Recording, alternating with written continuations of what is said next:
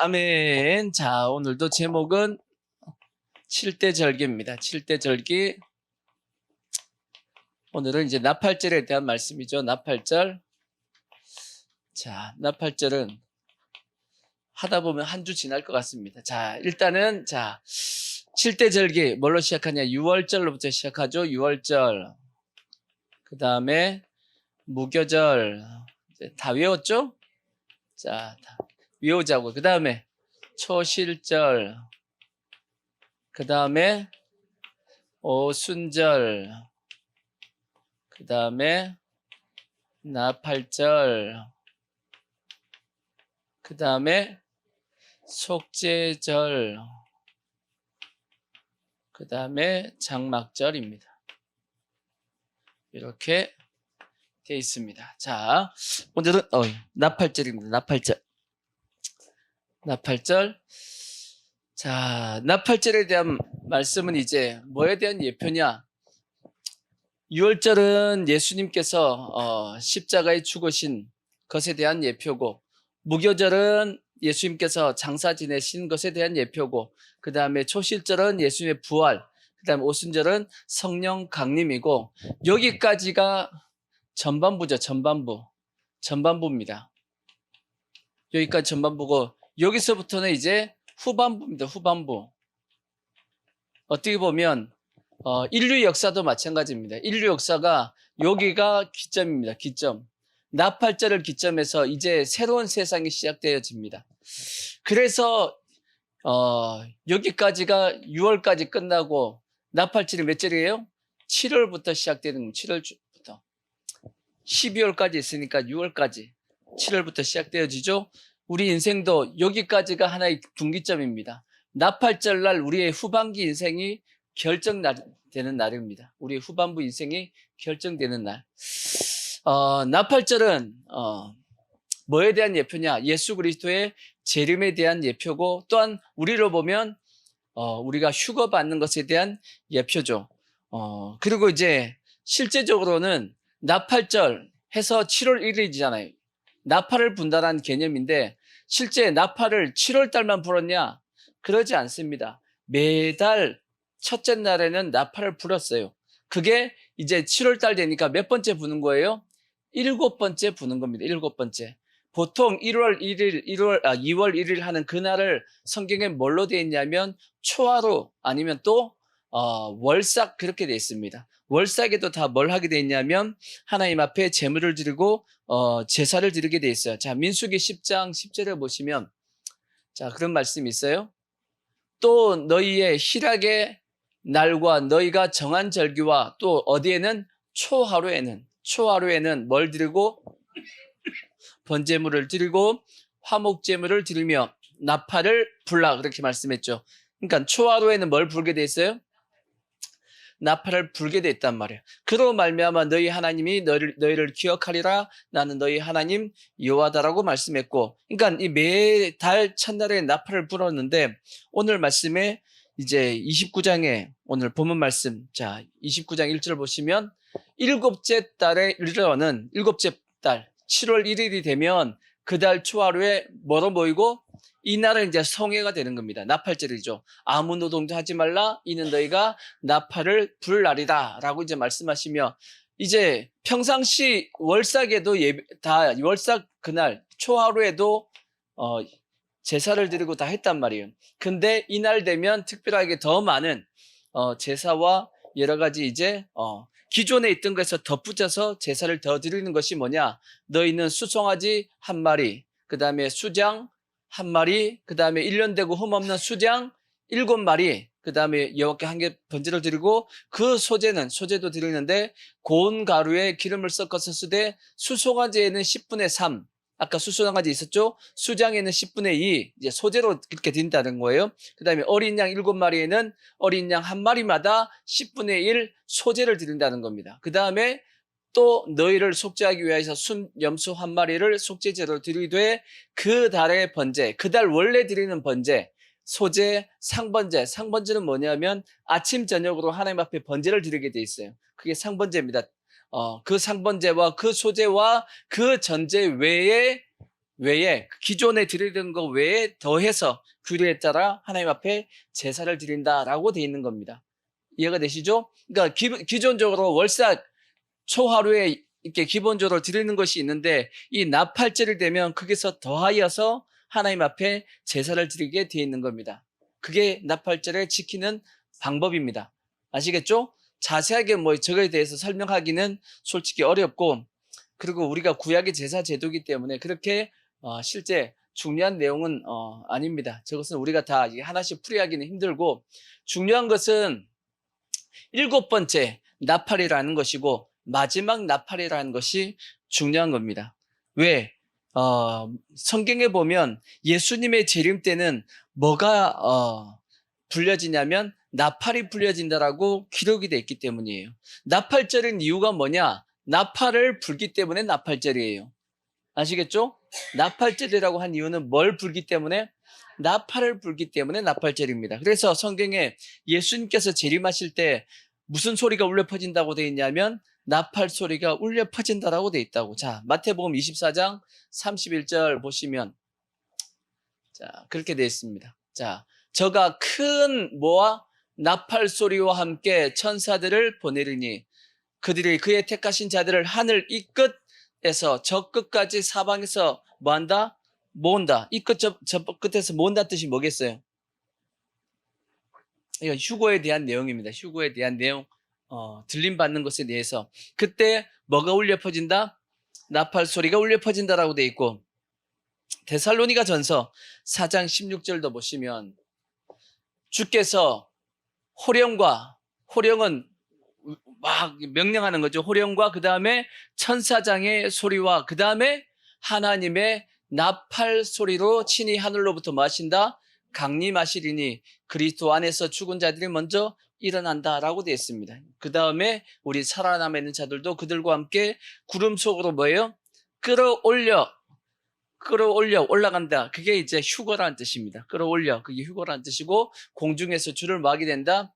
영접해서 우리는 항상 주와 함께 있게 된다라고 말씀하고 있습니다. 그러니까 이 나팔절날 예수님께서 뭐 하시고? 재림하시고 우리는 휴거를 받게 됐습니다. 휴거 받게 됐고, 이해가 되시죠? 근데 이제 이 나팔이 몇 번째 나팔이냐 했을 때는 성경에 마지막 나팔이라고 또 이제 기록이 되어 있어요. 자, 고린도전서 15장 51절을 보시면, 자, 보라, 내가 너에게 비밀을 말하노니 우리가 다 잠잘 것이 아니요 언제? 마지막 나팔에 호련히 순식간에 호련히 변화되어서 나팔 소리가 남의 죽은 자들이 썩지 아니할 것으로 다시 살아나고 우리도 뭐가 된다? 변화되리라. 그러니까 우리가 다 마지막 나팔에 뭐 하게 돼요? 변화되어서 휴거를 받는다. 그렇게 말씀하고 있고, 또 요한계시록 11장 15절에 보면 이게 몇 번째냐면 7째 천사가 뭐 할 때?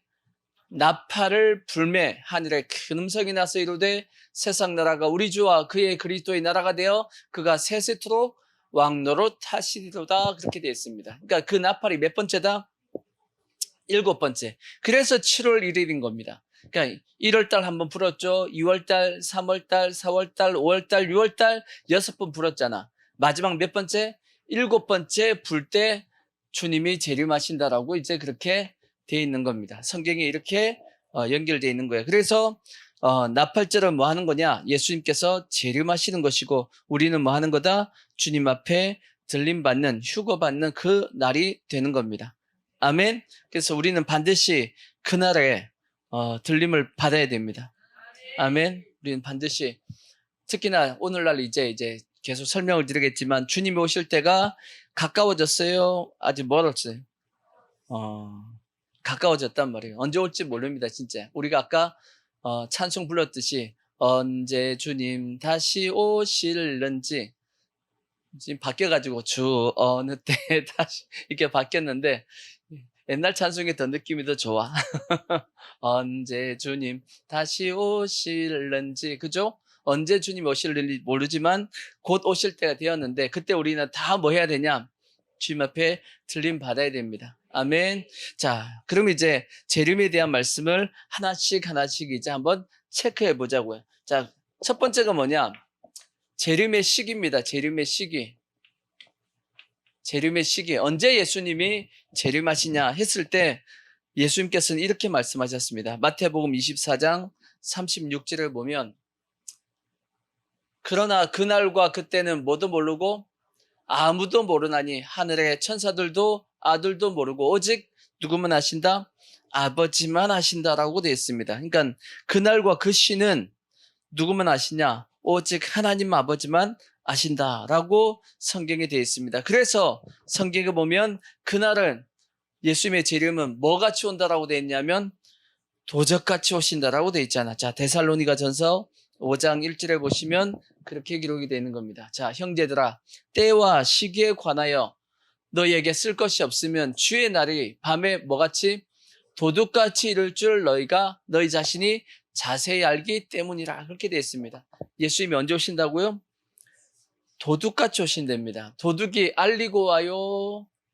몰래 와요? 그죠? 가끔씩 뭐 영화나 드라마 같은 데 보면 알리고 오기도 하지만 뭐 리팡인가 뭐 그런 거 있잖아. 그죠? 그런 소설 같은 데 보면 알리고 옵니다. 하지만 도둑은 절대 알리지 않습니다. 왜? 잡히기 때문에. 그거는 소설이니까 그게 가능한 거고 실상은 절대 알리고 올 수가 없습니다. 왜? 알리면 잡히니까. 잡히지. 근데 그와 같이 주님도 이 땅에 오실 때 아무도 모르게 도둑같이 온다라고 그렇게 말씀이 돼 있단 말이에요. 자, 그 다음 말씀에 또 보면 오시는데 그때 상태가 어떤 상태냐, 이 지상의 상태가 그들이 다 뭐하다 할 때 평안하다, 안전하다 할 그때 임신한 여자에게 해산의 고통이 이름과 같이 멸망이 갑자기 그들에게 이른다라고 되어 있습니다. 그래서 결코 피하지 못한다라고 되어 있습니다. 언제 온다고요? 평안하다, 안전하다라고 오신다라는 겁니다. 자, 그럼 평안하다, 안전하다라는 말씀이 뭐냐? 이것을 예수님께서는 좀 더 이제 구체적으로 말씀하셨는데 마태복음 24장 37절에 보면 이렇게 말씀했습니다. 노아의 때와 같이 인자의 임함도 그러하다라고 말씀했어요. 홍수전에 노아가 방주에 들어가서 날까지 사람들이 먹고 마시고 장가들고 시집가고 있으면서 홍수가 나서 그들을 다 멸하기까지 깨닫지 못하였으니 인자의 임함도 이와 같다라고 돼 있고 그때 두 사람이 뭐하고 있으면 밭에 있으면 한 사람은 데려감을 당하고 한 사람은 벼락둠을 당할 것이요 두 여자가 맷돌질을 하고 있으면 한 사람은 데려감을 당하고 한 사람은 버려둠을 당할 것이니라. 그러므로 뭐하고 있으라? 깨어있으라. 어느 나라에 너희 주가 임할런지 너희가 알지 못합니다. 너희도 아는 바니 만일 집주인이 도둑이 어느 시각이 올 줄 알았더라면 껴있어 그 집을 뚫지 못하게 하였을 것이다 라고 말씀하고 있는 겁니다. 또 이제 누가복음에 보면 롯의 때와 같다라고도 되어 있습니다. 롯의 때. 그러니까 마지막 때는 누구의 때와 같고 노아의 때와 같고 롯의 때와 같고 그러면서 그 롯의 때와 노아의 때 다 뭐라고 되어 있냐면 시집 가고 장가 가고 그 다음에 뭐 집을 짓고 집을 사고 뭐 하여튼 그런 말씀이 있단 말이에요. 그 뜻이 뭐냐면 평상시란 뜻이에요. 특별하게 뭐 마지막 때라고 해서 우리가 어떻게 준비하는 것이 아니고 평상시의 삶 속에서 갑자기 임한다 그 뜻입니다. 이게 무서운 겁니다. 이게 무서운 거예요. 뭔가 마지막 때가 되어서 세상 사람들도 깨달을 수 있는, 물론 우리는 성경에 보면 도둑같이 온다고 안 되어 있습니다. 우리는 압니다. 누구는요? 예수 믿는 우리는 그 날과 시는 모른다 할지라도 주님이 오실 때가 가까워 왔구나 하는 것을 우리는 압니다. 하지만 세상 사람들에게는 어떻게 임하냐면 도둑같이 임한다라고 되어 있는 겁니다. 그러니까 일상생활 평상시처럼 살고 있는데 어느 날 갑자기 사람들이 사라져 없어지게 되는 겁니다. 어느 날 갑자기 사라져 없어져요. 그게 휴거 사건이란 말이에요.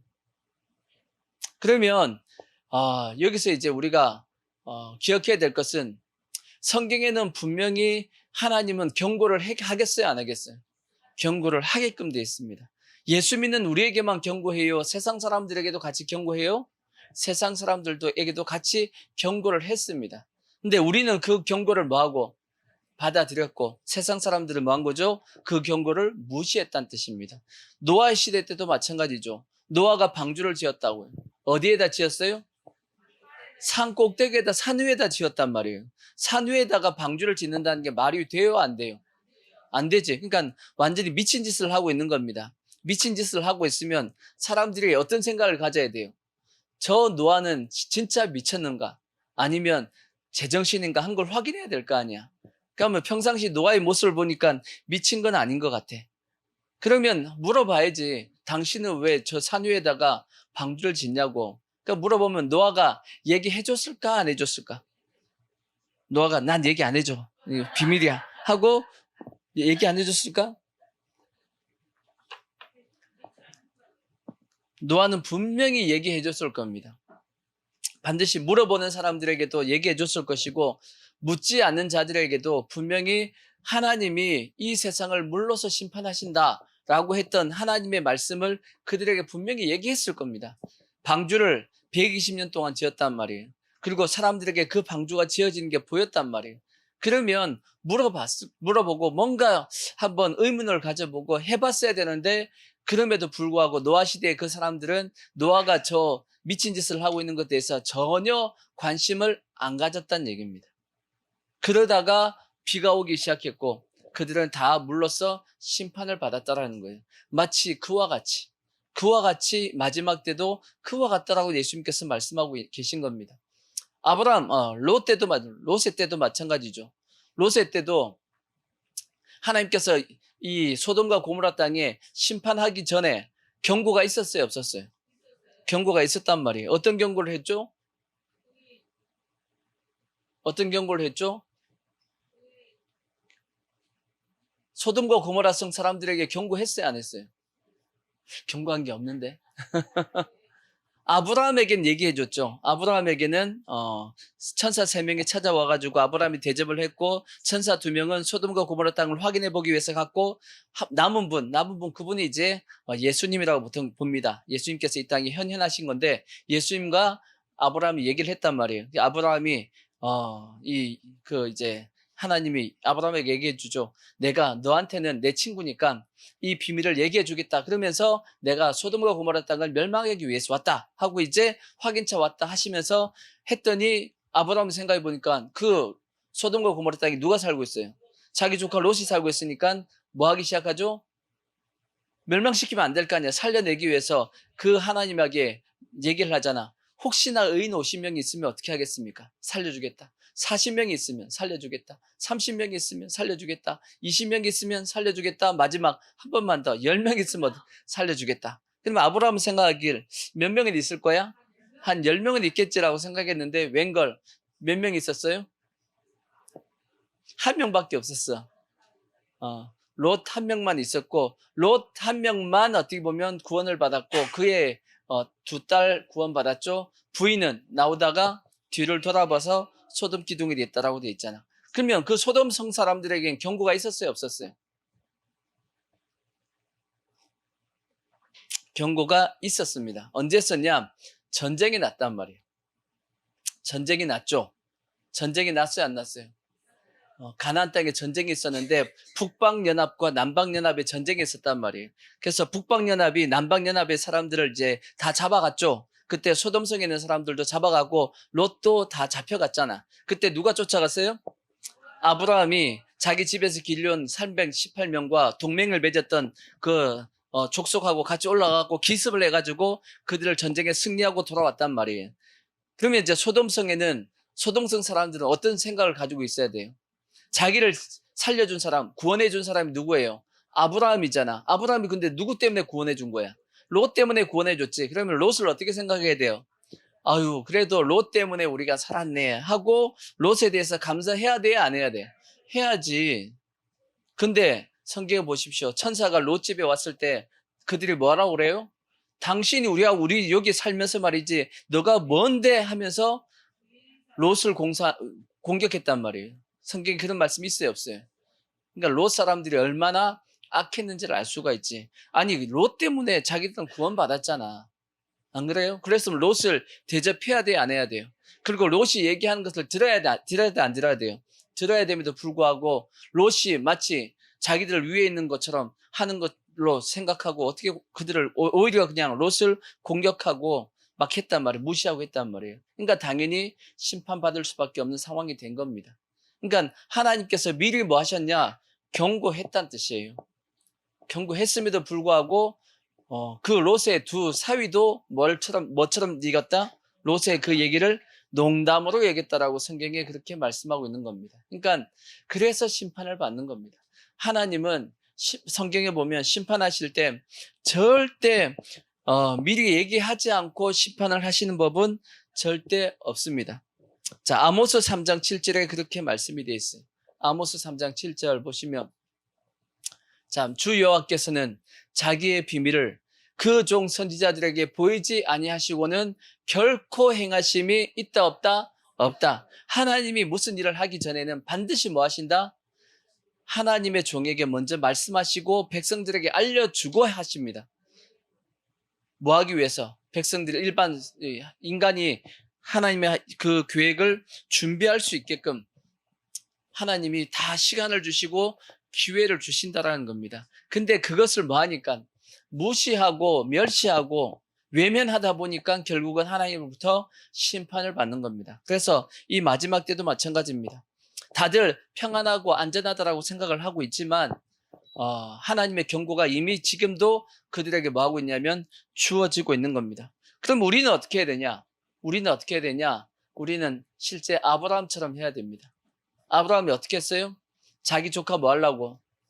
구원해 보려고 하나님의 눈치 보면서 어떻게 해요? 50명, 40명, 30명, 20명, 나중에 10명 이렇게 하면서 하나님의 눈치를 보면서 어떻게 하려고? 한 영혼이라도 더 뭐 해보려고?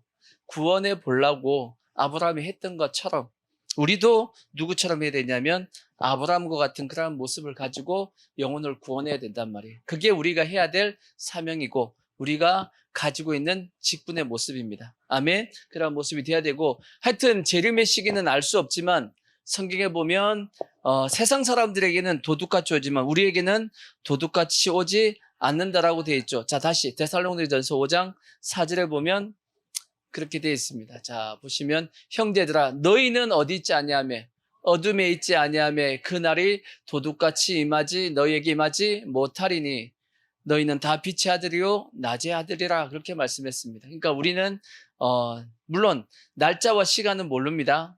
날짜와 시간을 안다라고 하는 사람은 또 다 뭐예요? 다 이단입니다. 그건 다 이단이고 우리는 대충 이때쯤 주님이 오실 때가 됐구나 하고 뭐 하는 거냐면 느끼고 있는 겁니다. 그래서 지금 우리가 다 느끼는 바가 뭐냐면 주님이 오실 때가 가까워졌다 하는 것을 우리가 뭐 하고 있냐면 느끼고 있는 겁니다. 느끼고 있고 그래서 주님이 오실 것을 준비하고 있으면 그 사람은 반드시 뭐냐면 휴가 받습니다. 누가 휴가 받냐고요? 성경에 답이 있잖아. 주님이 오신다라는 그 약속을 뭐하고 믿고 예비하면 휴가 받습니다. 근데 뭐 여기서 또 뭘 예비해야 돼요? 그런 거 없어. 뭐 기름이 뭐예요? 그런 거 묻지 마요. 열천에 비유해서 기름은 누구는 여분의 기름을 가지고 있어가지고 구원을 받았고 누구는 여분의 기름이 없어가지고 그 기름이 뭐예요? 그 기름 알면 뭐 하려고? 그것만 가지고 또 구원받는다라고 쥐고 있는 사람들이 있어. 하나님은 그걸 원하지 않는단 말이에요. 아시겠죠? 그냥 우리는 주님의 일단 오심을 뭐 하고 있죠? 믿으십시오. 아멘? 믿죠? 그 다음 주님의 오심을 믿으니까 우리가 그 날을 고대하면서 우리의 신앙생활을 하고 있으면 주님 앞에 주님이 올라오라 할 때 올라가면 되는 겁니다. 누가 올라가냐? 믿고 준비하고 있으면 올라가요. 아시겠죠? 자, 그런 믿음을 그래서 성경의 모든 원리는 다 뭐냐면 믿음이 원리입니다. 믿음. 자, 그 다음에 이제 또 우리가 생각해 봐야 될 것이 뭐냐? 두 번째, 휴거 대환란의 관계입니다. 대환란. 7년 대환란의 환란의 관계입니다. 관계.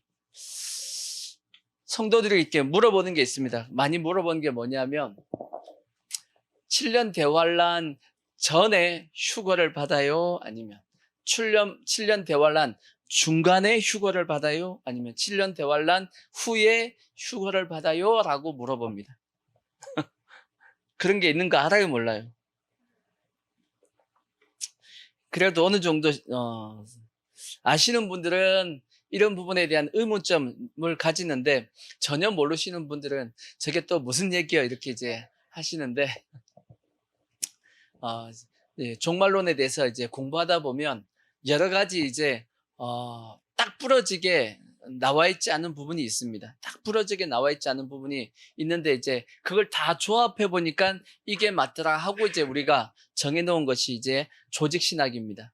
이해가 되시죠? 성경 전체를 다 모여 보니까 조합해 봐서 우리가 이제 마지막 때는 이러한 어떤 시간적인 흐름을 따라서 하나님께서 계획을 가지고 계시구나 하는 것이 이제 그걸 나와 있는데, 그러다 보니까 성도들이 어떤 단편적인 말씀 하나만 붙잡고 종말론을 준비하려고 하시는 분들이 있어. 그러면 안 됩니다.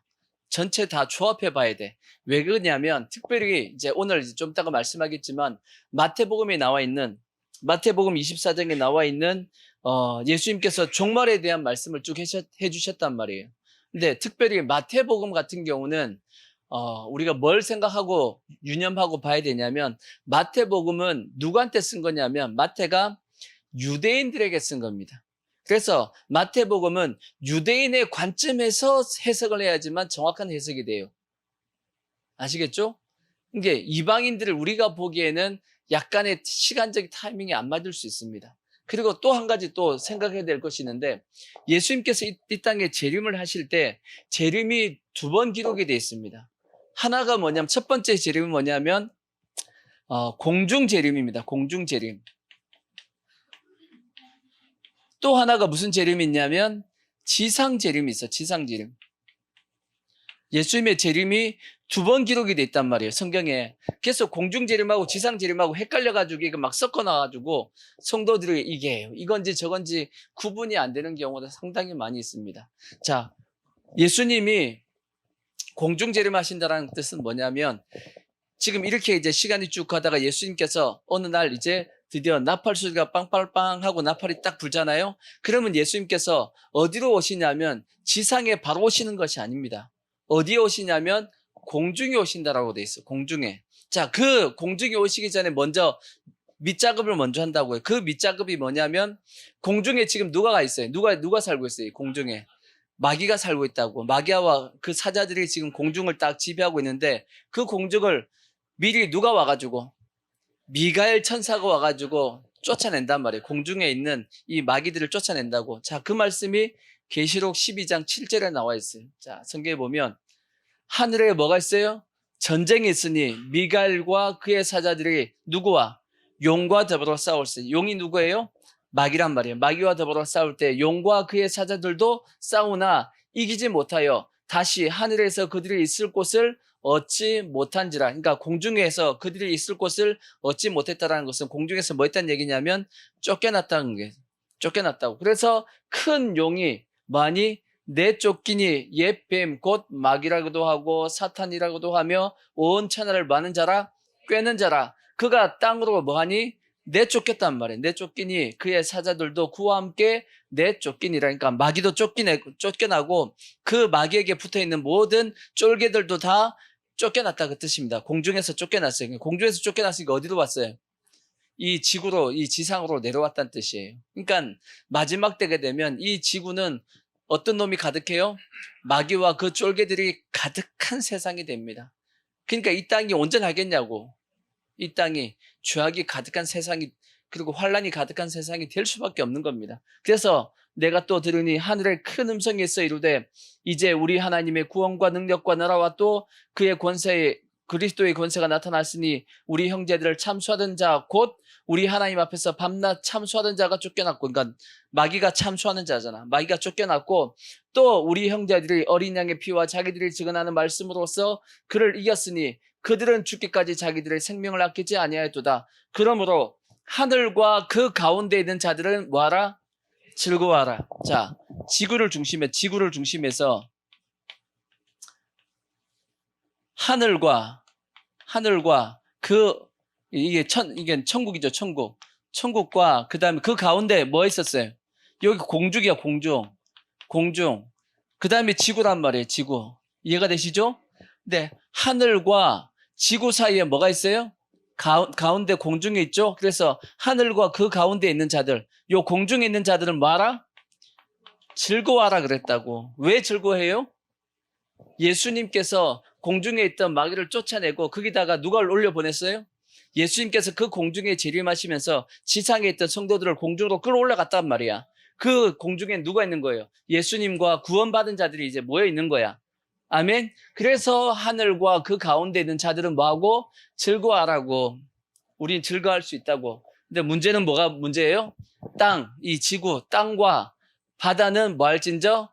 화 있을진저. 마귀가 자기의 때가 얼마 남지 않은 줄 알고 크게 분내어서 너희에게 내려갔다라고 되어 있습니다. 이제 자기 때가 이제 얼마 안 남았으니까 마지막 한 번 더 뭐 하겠어요? 하나님 앞에 심판받기 전까지 이 땅을 완전히 죄악 가운데 집어넣을 거란 말이에요. 혼란 가운데. 이해가 되시죠? 그래서 공중 재림은 뭐냐면 예수님이 먼저 어디에 재림하신다? 공중에 재림을 하신다고. 그러니까 나팔의 소리가 빵빵빵 하고 울리면 우리는 일단 어디로? 공중에 올라간단 말이에요. 그러니까 이 공중에 재림하는 요 공중에 있는 시기가 몇 년이에요, 이게? 이게 7년이야, 7년. 그래서 예수님이 7년 동안 공중에 계신데, 그래서 이 7년 동안 뭐가 이루어지죠? 7년 공중에서 혼인잔치가 이루어진다, 혼인잔치. 그래서 유대인의 결혼 풍습을 보면 그렇게 돼 있잖아.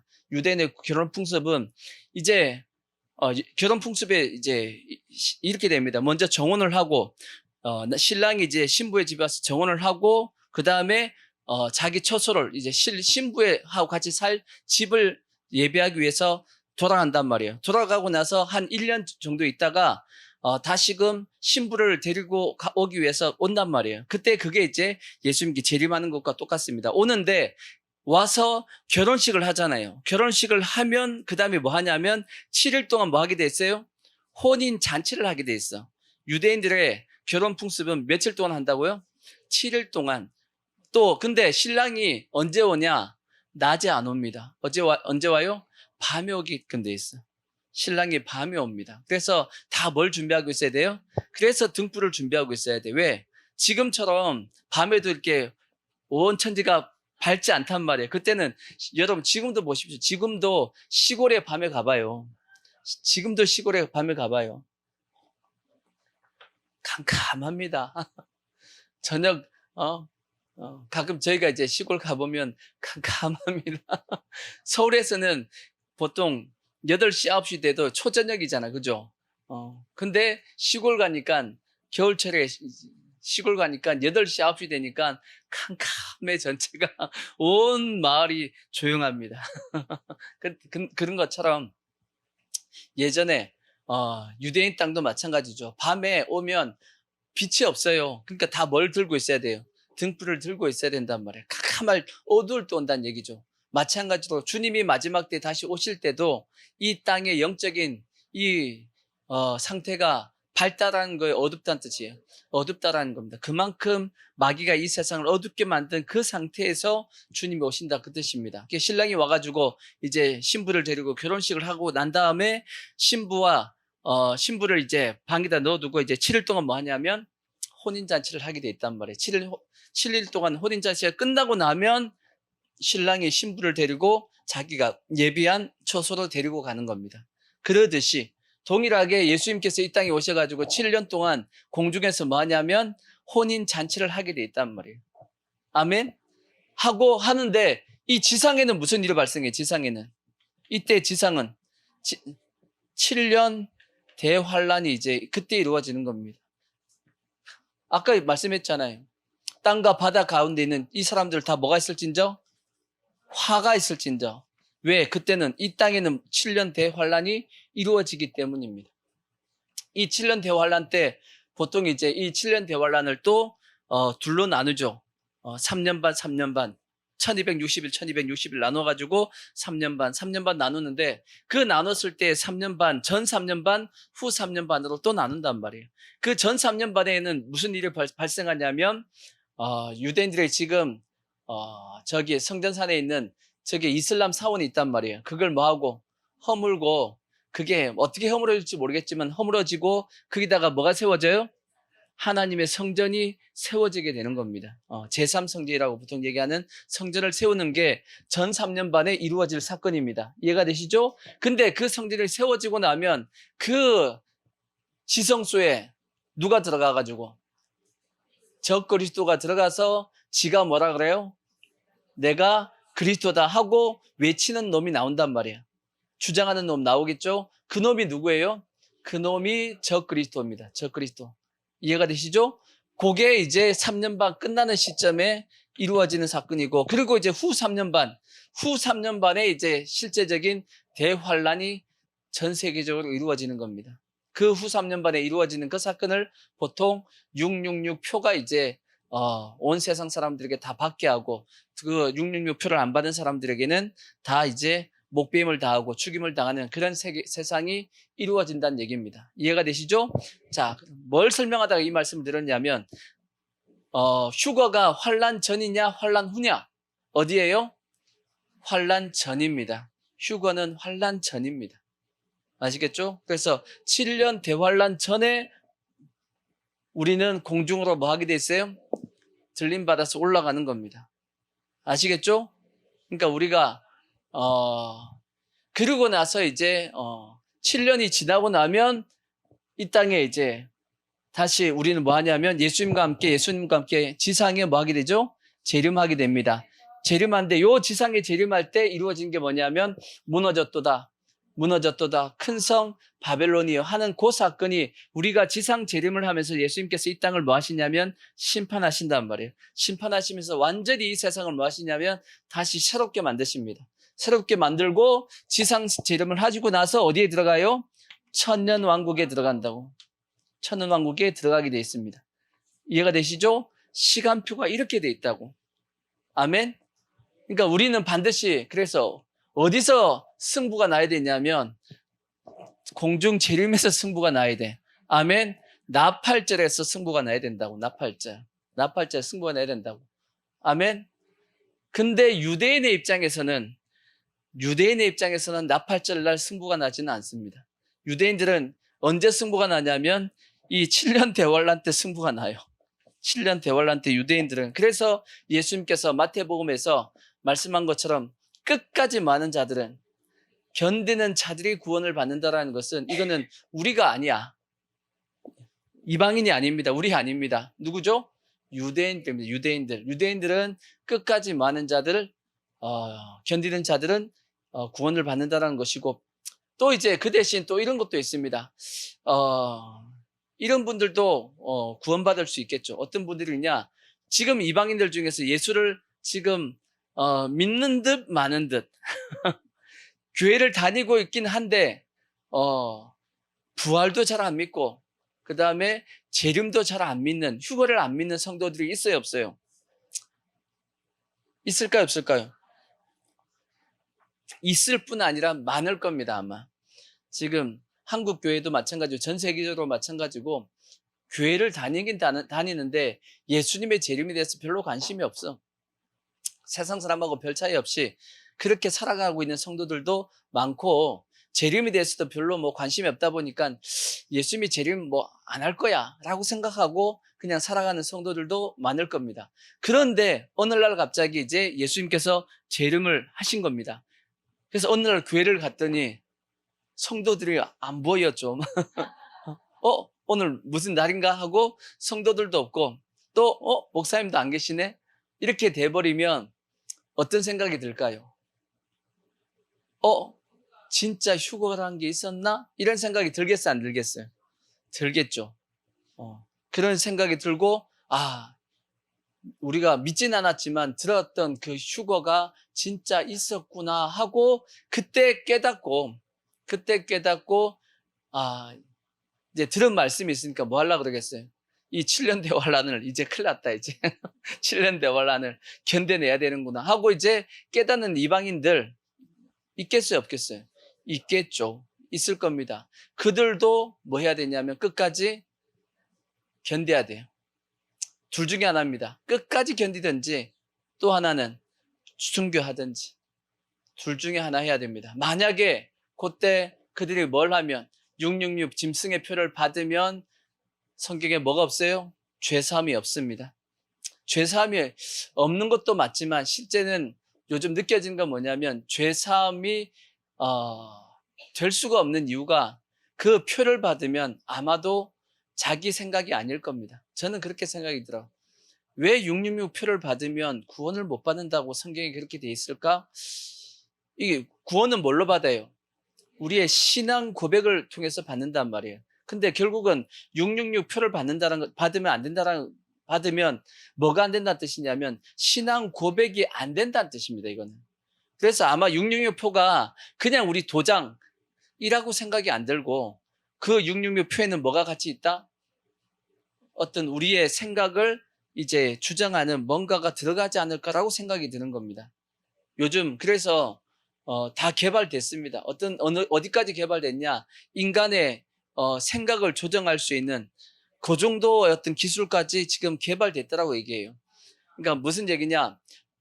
전기 신호를 우리 인체의 어떤 자극 신호로 바꾸는, 생체 신호로 바꾸는, 이게 지금 가능한 기술까지 왔다라고 이제 과학자들이 얘기하거든.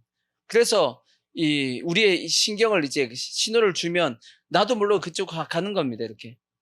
왜요? 그 신호에 따라서 움직이는 거야. 아마 그러지 않을까라고 생각이 들기 때문에, 그래서 절대 뭘 받으면 안 된다? 666 표를 받으면 안 된다라고 성경에 말씀하고 있지 않을까? 100%는 아니지만 충분히 예상할 수 있는, 왜냐하면 요즘 기술 발전하는 거 보면 충분히 그것이 가능하지 않을까라고 생각이 드는 겁니다. 이해가 되시죠? 그래서 7년 대환란과 휴거의 관계는 그렇습니다. 그러니까 우리는 반드시 어디서 승부가 나야 되냐?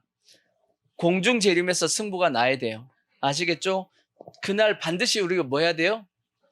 반드시 올라가야 됩니다. 올라가려면 어떻게 해야 되죠? 살 빼야 돼, 살. 무거워서 못 올라가면 어떻게 해? 편집사님 무거워서 못 올라가면 어떻게 해? 살 빼야 되네. 날씬해야 돼, 날씬해야 돼. 뚱뚱해도 상관없습니다. 믿음만 있으면 돼. 나도 걱정이잖아. 뚱뚱하면 요즘 살쪄가지고. 그러니까 믿음만 있으면 올라갑니다. 예수 그리스도에 대한 확실한, 주님이 오신다라는 걸 확실하게 믿으면 우리는 올라가기 때문에 우리가 그 믿음 가운데 승부를 어디서 나야 된다? 공중 재림에서 승부가 나야 됩니다. 절대 7년 대환란, 그러니까 이런 생각을 자꾸 하시면 안 돼. 7년 대환란은 어떻게 견뎌내지? 그 생각할 필요 없습니다. 우린 저기 안 들어가요. 우리는 그 전에 올라가게 될 겁니다. 아멘. 그런 믿음을 가지고 신앙생활을 하시길 부탁을 드리고, 또 하나 이제 신학적으로 보면 이런 얘기를 하시는 분이 있어. 전천년설 들어봤죠? 전천년설, 또 후천년설, 그 다음에 무천년설, 이런 얘기하시는 분들이 있어. 자, 전천년설이 뭐냐? 천년왕국 전에 예수님이 오신다. 그게 전천년설입니다. 그 다음에 후천년설은 천년왕국 후에 예수님이 재림하신다. 그게 후천년설이고, 무천년설은 천년왕국이 없다. 이게 무천년설입니다. 근데 한국교회가 지금 심각한 것이 대다수의 신학교에서 뭘 정설로 가르치고 있냐면 무천년설을 지금 정설로 가르치고 있다는 게 심각한 겁니다. 그러니까 성도들이 뭐가 없다고 생각해요? 휴거가 없다라고 믿는 거야. 심각한 겁니다. 휴거가 없어요? 성경에 있는데 왜 없어? 천년왕국이 없어요? 천년왕국이 없어. 있다라고 성경에 말씀하고 있잖아. 자, 요한계시록에 보시면, 요한계시록 20장 4절을 보시면, 또 내가 보자들을 보니 거기 앉은 자들이 있어 심판하는 권세를 받았더라. 또 내가 보니 예수를 증언함과 하나님의 말씀 때문에 목배임을 당한 자들의 영혼들과 또 짐승과 그의 우상에게 경배하지 아니하고 그들의 이마와 손에 그 표를 받지 아니한 자들이 살아서 그리스도와 더불어 어디 가요? 천년 동안 뭐한다? 왕노릇하니 그 나머지 죽은 자들은 그 천년까지 차기까지 살지 못하더라. 이는 뭐다? 첫째 부활이라. 이 첫째 부활에 참여한 자들은 복이 있고 거룩하도다. 둘째 사막이 그들을 다스리는 권세가 없고 도리어 그들이 하나님과 그리스도와 제사장이 되어서 천년 동안 그리스도와 더불어 왕노릇 한다라고 돼 있어, 안 돼 있어요? 천년 왕국이 있어요, 없어요? 있다고 돼 있는데 왜 없다 그래? 근데 신학교에서 그렇게 가르치고 있는 거야. 신학교에서 그렇게 다 대다수의 한국교회 지금 심각한 겁니다, 지금. 우리가 잘 알고 뭐 통합 합동 해가지고 지금 신학교에서 다 저렇게 가르치고 있어요. 신학교 교수들이 뭐 기장이나 성공회는 아예 막 완전히 거기는 그 솔직히 얘기하면 이단입니다, 이단. 완전히 지금 엉망진창이고 그런 데서 공부하고 나와서 성도들을 가르치고 있으니 제대로 된 신앙을 가르칠 수 있으며 그런 말씀을 듣고 있으니까 성도들도 뭐가 없다고 생각해요? 휴거가 없다라고 생각하지. 천년왕국이 없다라고 생각하는데 휴거가 있겠냐고. 왜? 천년왕국을 중심해서 지금 휴거에 대해서 얘기를 하게 돼 있는데 그러니까 후천년술도 마찬가지죠. 분명히 천년왕국 여기 전에 예수님께 재림한다라고 되어 있는데 왜 또 그러니까 성경을 우리가 정확하게 알아야 될 것이고 아멘. 그래야지만 우리가 미혹이 안 되는 거 미혹이 안 된다고. 하여튼 그래서 전천년설이 맞습니다. 후천년설도 아니고 무천년설도 아닙니다. 그러니까 이러한 개념을 우리는 확실하게 뭐 해야 되냐면 잡으셔야 됩니다. 아멘. 그리고 이제 우리가 이제 봐야 될 것이 뭐냐? 그러면 우리에게는 전혀 그러면 환란이 없냐? 이런 생각을 해봐야 돼. 우리는 환란이 없냐? 환란이 전혀 없을까요? 요한계시록을 보면 크게 세 가지의 어떤 환란이 나옵니다. 첫 번째는 7개의 뭐가 있죠? 7개의 뭐가 있죠? 일곱 인이 있잖아. 그 다음 7인이 지나면 또 뭐가 나타나죠? 7 나팔이 주어지죠. 그 다음 7 나팔 끝나면 7 대접이 주어진다고. 그죠? 휴거가 언제 이루어져요? 휴거의 시점은 요 7번째 나팔입니다. 그죠? 그러면 언제까지? 7인과 그 다음에 몇 번? 6나팔까지는 6번째 나팔까지는 우리가 이 땅에 있어야 돼요? 없어야 돼요? 있어야 되지. 그러니까 성경에 나와 있는 7인과 6나팔까지에 이루어지는 그 여러 가지 징조에 대해서는 우리는 그걸 보면서 뭘 생각해야 되냐면 주님이 오실 때가 가까워 왔구나 하고 깨달아야 되는 겁니다. 아시겠죠? 성경에 나와 있는 그러한 7인과 7나팔에서 이루어지는 여러 가지 사건들을 보면서 이 사건이 혹시 지금 전 세계적으로 이루어지는 이 사건하고 연결되어 있지 않은가 하는 어떤 의심을 품고 계속 뭐하고 있어야 되냐면 주시하고 있는 겁니다. 혹시나 그게 이거하고 뭐 맞는지 틀린지는 확인이 안 돼. 솔직히 확인이 안 되지만 우리가 경계하고 있는 거죠. 경계가 그거잖아. 경계는 딱 서고 진짜 적이 쳐들어오는지 쳐들어오지 않는지는 알 수가 없는 겁니다. 하지만 뭐가 보이면 뭔가 움직이고 보이고 하면 뭐 해야 돼요? 주시하고 쳐다봐야지. 그것이 짐승이 움직인 건지 진짜 사람이 움직인 건지 뭐 하고 있어야 돼요? 확인해 봐야 될 거 아니야. 그러듯이 우리가 주님이 오실 때가 되면 경계하고 보고 주시하고 있어야 되는 겁니다. 그 요한계시록에 나와 있는 7인과 여러 가지 나팔 가운데 이루어지는 그러한 사건들을 이렇게 보면서 우리는 경계하고 그래서 깨어 있어야 되는 겁니다. 아멘. 그래서 이 7인과 6나팔까지 이루어지는 여러 가지 환란이 있단 말이에요. 그래서 우리도 어느 정도 7년 대환란의 환란, 7대접이 어떻게 보면 7대접, 이게 7년 대환란입니다. 7대접에서 이루어지는 그것이 뭐냐면 7년 대환란인데 그 대접까지 이루어지기 6나팔까지 이루어지는 이러한 환란의 모습이 우리에게도 적용이 되기 때문에 우리도 어느 정도 마지막 때에 겪어야 될 그러한 어떤 상황을 겪게 되는 겁니다. 하지만 우리가 잘 아는 666표라든지 그것은 다 어디에서 이루어지냐? 7대접에서 이루어지기 때문에 우리하고는 상관이 없습니다. 아시겠죠? 그 정도 아시면 이제 될 것이고, 그러면 성경에 이제 징조에 대해서 예수님께서 말씀했단 말이에요. 아까 읽었던 아모스서 3장 6절을 다시 보시면, 아모스서 3장 6절을 보시면 7절. 자, 주 여호와께서는 자기의 비밀을 그 종 선지자들에게 보이지 아니하고서는 하시고는 결코 행하심이 없다라고 말씀했듯이 마지막 때에 이루어지는 이 사건에 대해서도 예수님은 분명히 누구에게? 하나님 종 선지자들에게 뭘 하시고 말씀해 주시고 행하십니다. 이해가 되시죠? 그럼 예수님께서 일단 그 나라에 대해서 어떤 일들이 벌어진지에 대한 말씀을 하셨는지 한번 보자고요. 자, 마태복음 24장 1절을 보시면 마태복음 24장 1절을 보시면 예수께서 성전에서 나와 가실 때 제자들이 성전 건물들을 가리켜 보이려고 나아오니 대답하여 이르되 너희가 이 모든 것을 보지 못하느냐 내가 진실로 너희에게 이르노니 돌 하나도 돌 위에 남지 않고 다 무너뜨려지리라 그렇게 말씀했어요. 이거 뭐냐? 예수님께서 이제 바리새인들하고 서기관들하고 한참 이제 예수님께서 말씀을 하시면서 그들을 이 독사의 새끼들하고 막 하시고 이제 공격하고 나서 성전에서 나오셨단 말이에요. 나오는 길에 제자들이 이제 예수님에게 얘기합니다. 예수님 성전을 한번 보세요. 멋지죠? 하고 이제 어떻게 보면 멋지다고 이제 얘기를 한 겁니다. 하지만 예수님께서 뭐라고 말씀하냐면 돌 하나도 돌 위에 남지 않고 이 성전은 다 어떻게 된다? 무너뜨려진다 라고 말씀했다고. 저 성전이 무슨 성전이에요? 헤롯 성전이죠.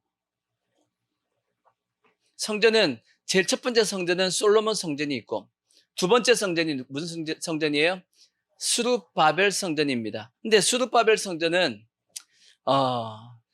볼품 없었어요. 볼품이 없었어. 왜 볼품이 없었냐? 바벨론 포로로 잡혀왔다가 돌아와서 이제 짓다 보니까, 성전을 건축할 수 있는 돈이 없었단 말이에요. 돈이 없다 보니까 볼품이 없었단 말이에요. 근데 이제 예수님 그때 당시 왕이 누구였어요? 분봉왕이 헤롯이었다고. 근데 헤롯은 유대인이 아니었단 말이에요. 이스라엘 백성이 아닌데, 에돔 사람이었어요. 에돔 사람. 에돔 사람이 왕이 되다 보니까 백성들로부터 뭘 사야 돼요? 환심을 사야 돼. 마음을 사기 위해서 백성들이 제일 좋아하는 게 뭘까 하고 생각해 보니까 성전을 지으면 될까? 성전을. 근데 이제 보니까 성전이 지금은 볼품이 없으니까 성전을 화려하게 진짜 이제 지어서 백성들로부터 환심을 사야 된다라고 이제 생각을 해서 성전을 지었다고요. 몇 년 동안 지었어요? 성전 몇 년 동안 지었죠? 성전 몇 년 동안 지었죠? 성경에 보면 예수님께서 이런 말씀을 하신 적이 있죠. 성전을 뭐하라?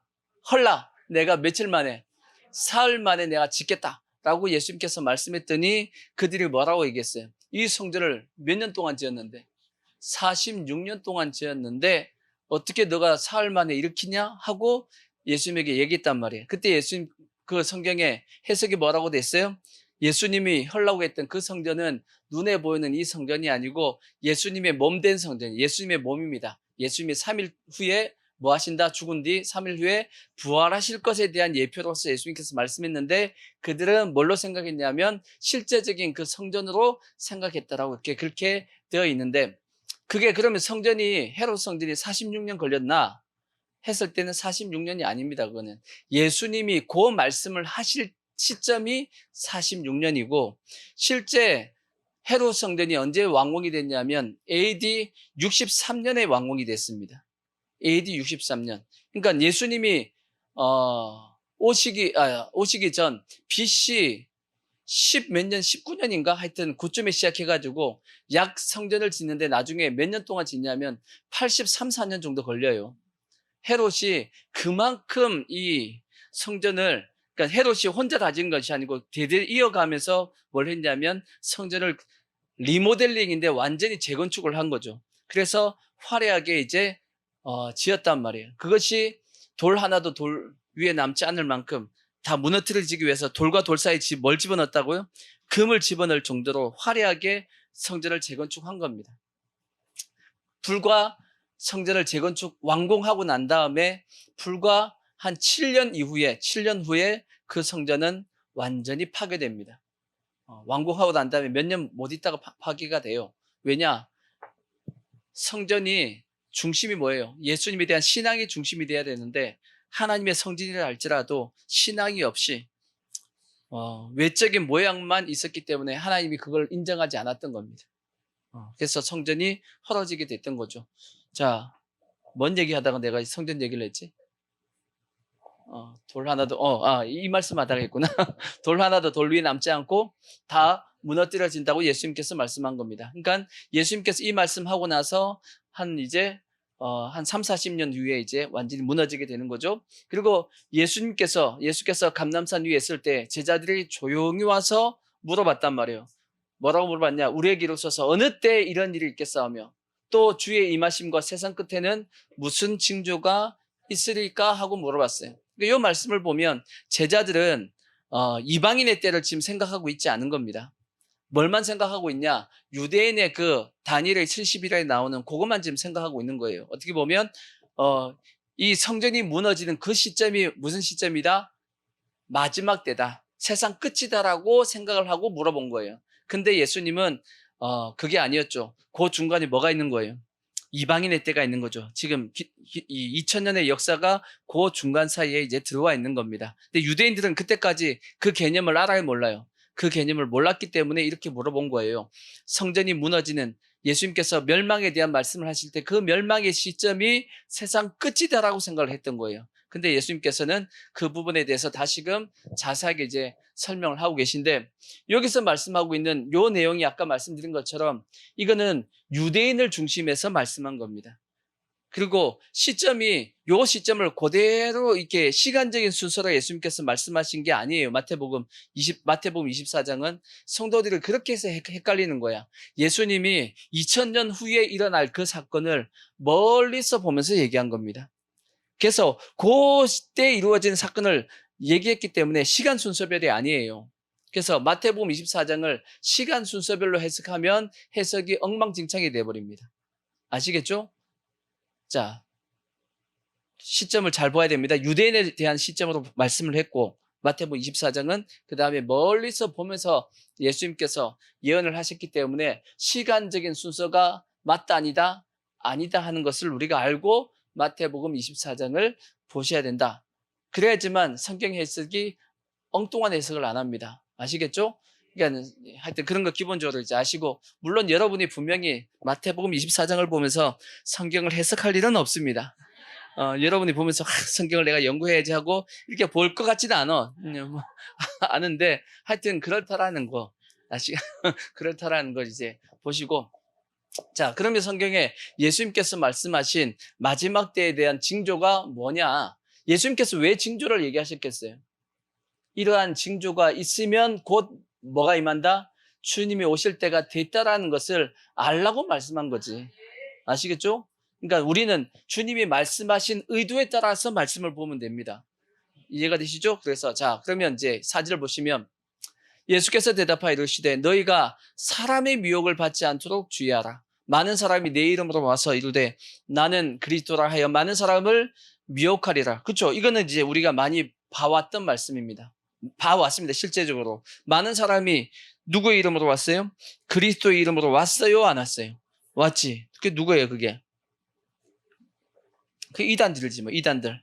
그죠? 많은 사람들이 그리스도 이름으로 이 땅에 왔습니다.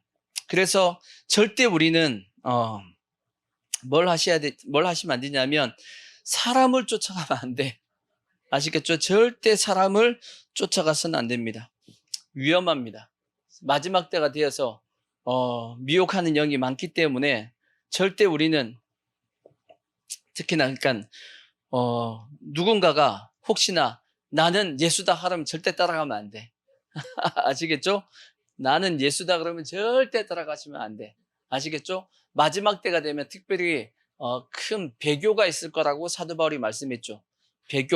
배교가 뭔가요? 많은 사람이 예수를 믿다가 떠나게 될 겁니다. 예수를 믿다가 떠나게 되는데 예수를 믿다가 왜 떠날까라고 생각해 보면 누굴 따라가다가 사람 따라가다가 그렇게 될 가능성이 큽니다. 그래서 우리나라의 그 이단들도 마찬가지죠. 이단들 속에서는 처음부터 이단이 아니었던 사람들이 많아요. 처음에는 이단이 아니었다가 가다가 자기가 너무 큰 어떤 능력을 받고 하다 보니까 마치 지가 하나님인 것처럼 이제 하다가 결국은 뭐가 되냐면 이단이 되었고 그 사람을 계속 쫓아가다가 보니까 이단에 속하게 된 그런 이단들이 있단 말이에요. 그러니까 처음에 시작은 정상적이었다가 이단으로 빠졌으니까 그러니까 성도들이 조심해야 될 것은 잘 살펴봐야 돼. 목회자들도 아시겠죠? 무조건 쫓아가는 게 아니고 어떤 말 하는지 잘 쳐다보고 내가 예수다 하면 무조건 나와야 돼. 내가 예수다 그러면 무조건 나와야 돼. 아시겠죠? 절대 쫓아가면 안 돼요. 그 다음에 또 우리가 조심해야 될 것이 목회자들 중에서 요즘 이상한 목회자들이 많단 말이에요. 그러니까 이 종교 통합이라든지 지금 마지막 때 이루어질 세상을 쫓아가는 목회자들이 있습니다. 거기도 같이 있으면 안 돼. 위험합니다. 아시겠죠? 그러니까 종교 통합이라든지 마지막 때 이루어질 이러한 어떤 사건에 동조하면서 가시는 분들. 그 다음에 또 요즘 같이 이제 동성애라든지 소수인권 보호법이라든지 이상한 이런 어떤 좌파 사상에 그냥 순종하고 그걸 좋아하시는 목회자들은 절대 뭐 하시면 안 되냐면 쫓아가면 안 됩니다. 거기는 미혹을 받아서 결국은 위험하면 내 신앙 자체가 위험해지기 때문에. 그래서 첫 번째 우리는 절대 뭘 조심해야 되냐? 사람 조심해야 됩니다. 그러니까 절대 사람의 미혹을 받아서는 안 되는 것이고, 두 번째로 이제 또 말씀하고 있는 것이 뭐냐? 난리와 난리의 소문을 듣겠으나 너희는 삼가 두려워하지 말라. 이런 일이 있어야 하되 아직 끝은 아니다. 민족이 민족을, 나라가 나라를 대적하여 일어나겠고 곳곳에 기근과 지진이 있으리니 이 모든 것은 재난의 뭐다? 시작이다라고 말씀하고 있는데, 이 모든 것이 재난의 시작이라는 뜻이 뭔 뜻이냐면 이것이 해산의 고통의 시작이다라는 뜻입니다. 원어적인 뜻이. 해산의 고통이 뭔가요? 여인이 아이를 낳을 때, 이제 애를 낳을 때쯤 되면 어떻게 되죠? 그 진통이 어떻게 되냐면 주기가 점점 뭐 하게 되죠? 빨라지죠. 빨라지고 강도가 점점 세지듯이 마지막 때의 징조도 그와 같이 되어진다라고 말씀하신 겁니다. 마지막 때. 그러니까 점점 이 주님이 말씀하시는 이 마지막 때에 대한 현상이 점점 더 세게 나타나게 될 것이다라고 말씀하고 있는 겁니다. 그러니까 우리를 미혹하는 그러한 미혹의 어떤 영들도 점점 더 세게 역사할 것이고, 또 한편으로는 세상적인 어떤 이러한 우리를 넘어뜨리기 위한 그러한 미혹뿐 아니라 세상의 이 자연 현상들도 점점 더 센 역사가 나타나게 될 거란 말이에요. 그 대표적인 것이 뭐냐면 지진입니다. 왜냐하면 민족이 나라가 나라를 대적하여 일어나 있고, 저거는 우리가 알기가 쉽지가 않아. 그죠? 예전에도 저랬고 지금도 계속 전쟁은 있기 때문에, 물론 예전하고 지금하고 차이점이 있습니다. 그게 뭐냐면 예전에는 민족을 대적해서 일어나는 걸 소식을 들을 수가 있어요, 없어요? 그때는 못 듣습니다. 근데 지금은 집에서 핸드폰만 봐도 전 세계가 어떻게 움직인 거 다 알아. 그러니까 이게 난리와 난리의 소문, 이런 소문은 우리가 지금 잘 들을 수 있는 상태가 되었습니다. 그렇다고 할지라도 우리가 확인하기가 쉽지가 않잖아. 근데 뭐는 확실하게 우리가 확인할 수 있냐면 지진은 확인할 수 있습니다. 그러니까 지진학자들이 이게 조사한 거에 따르면 1900년도를 중심해가지고 1900년도를 들어오면서 지진의 강도와 숫자가 기하급수적으로 지금 늘어나고 있답니다. 이게 이제 주님이 오실 때가 가까웠다는 뜻입니다. 예전에는 그 1900년도 전까지만 하더라도 우리가 강도가 있죠. 지진의 강도 6.0, 보통 이렇게 뭐 몇 점 했잖아요. 6.0 이하, 거의 6.0 이하로서 별로 가끔씩 일어났습니다. 근데 1900년도를 지나고부터 이것이 기하급수적으로 지금 전 세계적으로 일어나고 있답니다. 뭐 5.0 이상으로 보면 한 해에도 수천 건이 일어나고 있대 지금. 그러니까 지진이 전 세계적으로 엄청나게 늘어나고 있는 걸 보면 뭐가 가까웠다는 걸 알 수 있냐면 주님이 오실 때가 가까웠다라는 것을 우리가 알 수 있고, 이건 다음 주에 하겠다. 시간이 다 됐으니까 적어놓은 거 절반 했는데 하여튼 이게 하다 보면 시간이 많이 갑니다. 하여튼 중요한 것은 우리가 이러한 징조를 통해서 우리가 뭘 하셔야 되냐면 주님이 오실 것에 대해서 준비하는 삶을 살아야 됩니다. 깨어있으라고 말씀했잖아. 아멘. 우리의 승부는 어디서 끝나냐면 여기서 끝납니다. 여기 아까 말씀했던 주님이 공중 재림할 때 거기서 우리는 승부가 나야 됩니다. 제가 금요기도회 때 이런 말씀을 드렸죠. 금요기도회 때 어떤 말씀을 드렸냐면 우리가 구원을 받을까 못 받을까 여기다가 신경 쓰고 신앙생활 하면 안 된다라고 제가 말씀드렸어. 아슬아슬하게 내가 이렇게 하면 구원 받겠지? 이렇게 하면 내가 구원 못 받으면 어떻게 하지? 이런 마음을 가지고 신앙생활 하면 안 됩니다. 우리의 신앙의 기준은 어디에서 써야 되냐면 상급에 들어가서 상급. 내가 이걸 함으로써 상급을 더 받을지 덜 받을지 그거 생각하고 거기다가 초점을 맞추고 신앙생활을 해야지만 뭐가 안전하냐면 구원이 안전합니다. 그래서 사도 바울도 구원 받을까 못 받을까 요거 걱정하고 살았나요? 아니에요. 사도 바울은 뭘 생각하고 살았냐면 표대를 향해서 뭘 위해 달려간다? 상을 위해서 달려간다라고 말씀했어요. 이해가 되시죠? 그러니까 우리의 신앙의 기준은 받을까 말까, 구원 받을까 말까 거기다가 두면 절대 안 돼. 구원은 안 받으면 안 되잖아. 아슬아슬하게 그 줄타기 하면 안 되지. 확실하게 구원은 받은 걸로 치고 그 다음에 어디로? 저 천국을 향해서 상급을 향해서 우리가 살아가는 신앙이 되어야 되듯이 동일하게 우리가 휴거를 받을까 말까 이렇게 아슬아슬하게 이렇게 신앙생활을 하면 안 되고 확실하게 우리는 휴거 받는 신앙 가운데 서야 됩니다. 아시겠죠? 그러기 위해서는 확실하게 우리가 뭐 해야 되냐? 성경에 예수님께서 말씀했듯이 깨어 있어야 됩니다. 잠자고 있으면 안 되고 뭐 기름 등불 준비한다 그 개념이 아니고 우리는 주님이 오신다는 것을 확실하게 믿고 여러 가지 성경에 말씀하고 있는 징조를 보면서 주님이 오실 때가 되었구나라고 하는 마음을 가지고 절대 우리가 흐트러지는 마음을 가지면 안 됩니다. 왜?